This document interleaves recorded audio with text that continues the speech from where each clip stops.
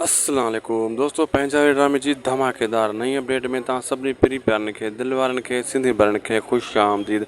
अॼु रिव्यू कंदासीं mega soap serial पंहिंजा वेरी, जंहिंजा अचण वारा एपिसोड सनसनीखेज़ ज़बरदस्त थियण वारा आहिनि। जी हाँ दोस्तों, छो ड्रामो अहिड़े मोड़ ते पहुतो आहे जंहिंमें हाणे सांवल ऐं दिलावर जो टकराव थी चुको आहे। हाणे सांवल इन्हनि डिमफुल ऐं दिलशेर खे ज़रूरु पकड़ण में कामयाबु थी वेंदो, छो त इन जे पोयां कार जे पोयां मोटरसाइकिल लॻाईंदो आहे। मंसूर खान बि भॼण जी वरी कोशिशि कंदो आहे, पर सांवल इन्हनि खे पुॼी वेंदो आहे। जी हाँ दोस्तों, ऐं अचण वारा एपिसोड हाई लेवल जा थींदा।